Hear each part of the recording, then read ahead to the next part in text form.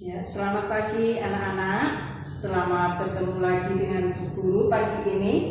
Bagaimana kabarnya? Bu Guru berdoa semoga kalian semua dalam keadaan sehat dan tetap semangat. Demikian juga untuk Bapak Ibu di rumah, semoga Bapak Ibu juga selalu dalam lindungan Tuhan. Baik, sebelum kita mulai pembelajaran hari ini, marilah kita berdoa bersama-sama. Dalam nama Bapa dan Putra dan Roh Kudus, amin. Kemuliaan kepada Bapa dan Putra dan Roh Kudus, seperti pada permulaan, sekarang, selalu, dan sepanjang segala abad. Amin. Dalam nama Bapa dan Putra dan Roh Kudus, amin. Baik anak-anak, pagi hari ini kita akan belajar di subtema 2. Pembelajaran 1 di tema 3. Boleh kalian siapkan buku tema 3 dan alat tulis. Coba kalian buka buku tema 3 halaman 60. Pagi ini kita akan belajar wujud benda dan jarak tempuh dengan satuan ukuran baku. Coba kalian bisa mengamati benda-benda yang ada di sekitar kalian. Coba apa saja benda-benda yang ada di sekitar kalian, amati dulu. Ya. Benda-benda yang ada di sekitar kita akan saya beri contoh. Misalnya papan tulis, ini benda. Kursi, meja, ada lagi ini kecap, ada saus, ada minyak, kemudian ada teh. Kalau di sini ada juga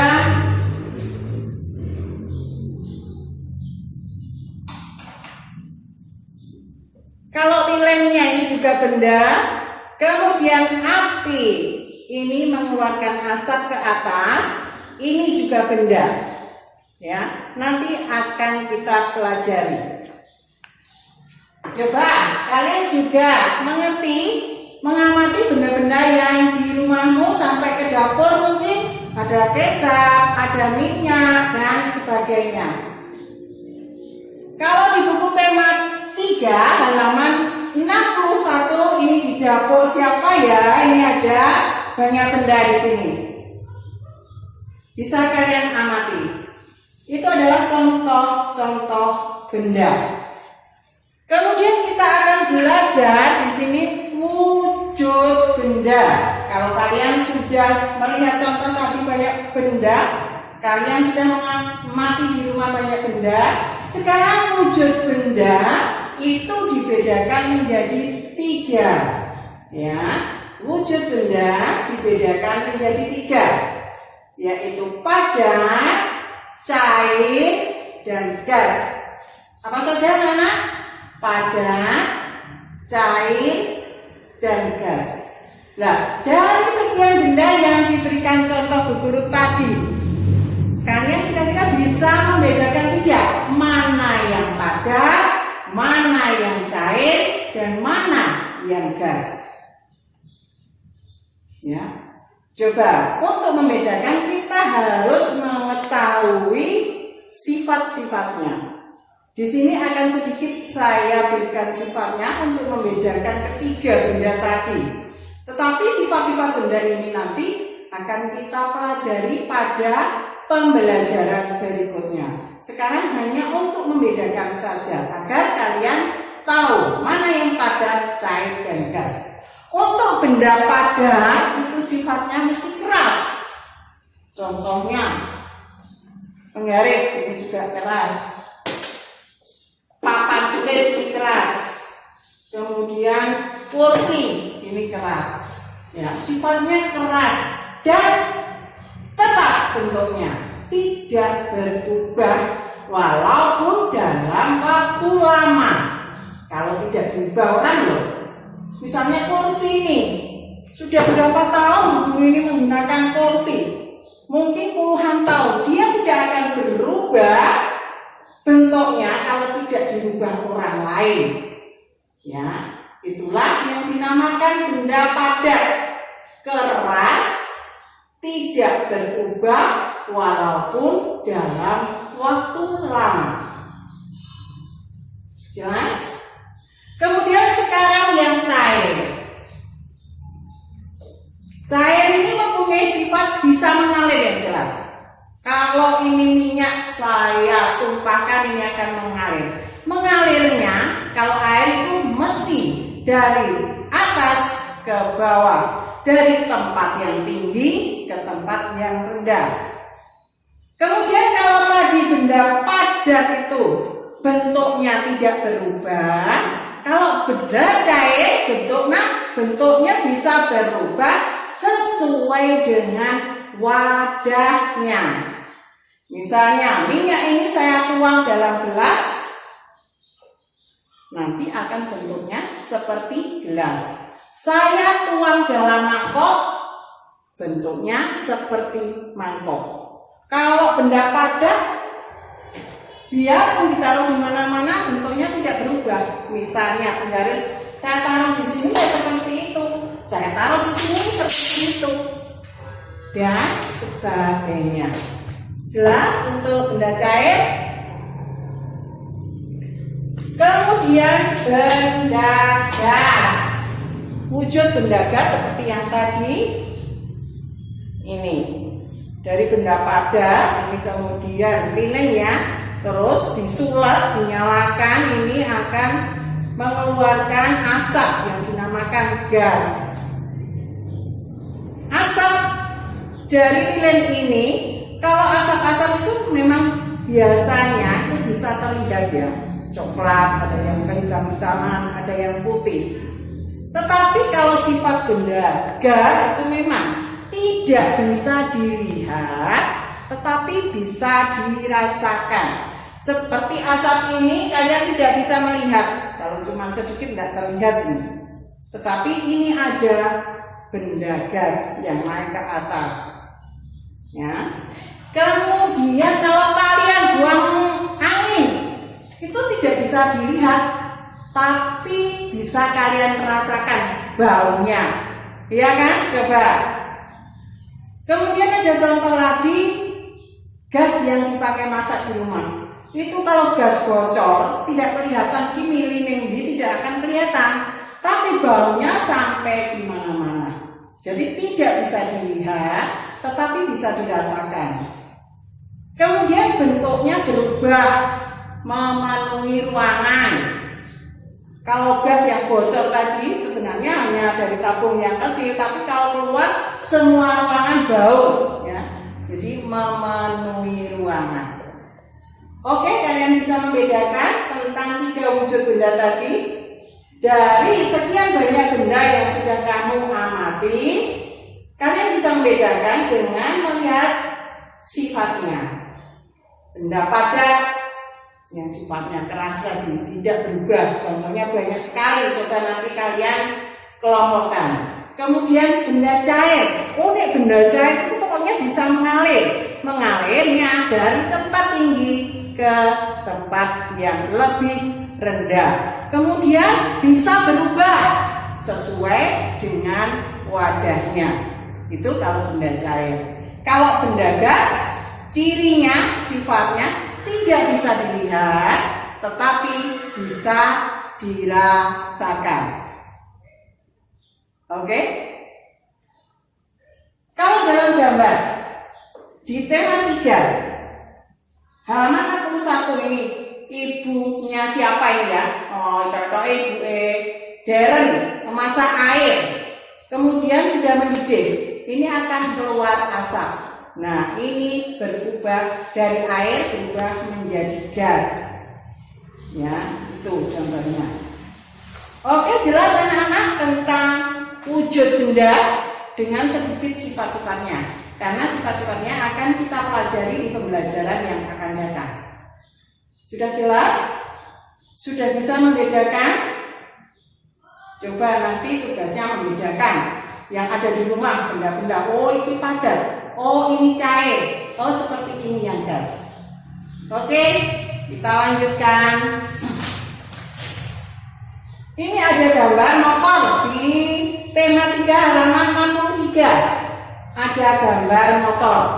Menurut kalian, motor ini benda apa? Gas, padat, apa cair? Coba pikirkan. Gas, padat, apa cair? Kemudian di sini ada gambar mobil. Ini juga benda. Gas, padat, apa cair? Menurut sifatnya tadi, tentunya ini motor tadi adalah benda padat, ya. Benda padat seperti motor, mobil ini kalau kita naiki bisa mengantarkan kita ke suatu tujuan. Misalnya, Dennis pergi ke rumah Rina, langsung mau ke Indomaret. Nggak usah naik mobil, nggak usah naik motor, tapi pinjam sepedanya Rina saja. Nah, kita naik sepeda juga benda padat kan? Dari rumah Rina ke Indomaret. Ini tentunya ada jarak yang kita tempuh. Ya, ingat, jarak itu bisa diukur dengan satuan ukuran baku seperti yang sudah kita pelajari dulu. Ya, ada kilometer, hektometer, dekameter, dan selanjutnya. Itu adalah satuan ukuran baku untuk mengukur jarak atau panjang. Ya. Kemudian sekarang kita akan belajar berapa ya jarak yang saya tempuh. Ya, dari rumah Rina ke Indomaret. Jelas di sini ditulis jaraknya 2 km lebih 900 meter. Sekarang saya tanya, dari rumah Rina ke SD Totogan melewati Indomaret, berapa jarak yang kita tempuh? Kalau di sini tadi 2 km lebih 900 meter. Kemudian dari Indomaret ke SD Totogan 1 km. Berapa jadinya kalau kita menempuh dari rumah Rina ke SD Totogan? Ya, tinggal kita tambahkan saja. Dari rumah Rina ke Indomaret 2 km lebih 900 meter ditambah dari Indomaret ke SD Kanisius Totogan 1 km. Berarti kita menempuh jarak 2 km 900 meter ditambah 1 km. Berarti kita menempuh jarak 3 km lebihnya 900 meter. Mudah kan cara menghitung jarak? Yang harus kita ingat, kalau jarak dihitung dengan satuan ukuran panjang yang ada kilometer, hektometer, dan seterusnya. Oke, ini sudah jelas? Sekarang, kalau kita dari rumah Rina mau ke SD Totogan, tetapi tidak melewati Indomaret, kita melewati bank. Dari rumah Rina mau ke SD Totogan tidak melewati Indomaret, tetapi melewati bank. Berapa jaraknya? Juga tinggal kita tambahkan saja. Dari rumah Rina ke bank 1 km 50 meter. 1 km lebih 50 meter. Kemudian dari bank ke sekolah, ini kita tambahkan 3 km lebih 200 meter. Berarti kalau kita menempuh jarak dari rumah Rina ke SDK Totogan melewati bank adalah 1 kilometer ditambah 3 kilometer menjadi 4 kilometer, lebihnya 50 meter ditambah 200 meter, berarti lebihnya 250 meter. Jelas anak-anak? Yang perlu diingat adalah satuan ukuran jangan keliru. Untuk mengukur jarak kita menggunakan kilometer dan seterusnya, seperti yang sudah kita pelajari di pembelajaran yang sudah lalu. Oke? Coba camkan dalam hati dari mulai wujud benda sampai ke satuan ukuran menempuh jarak.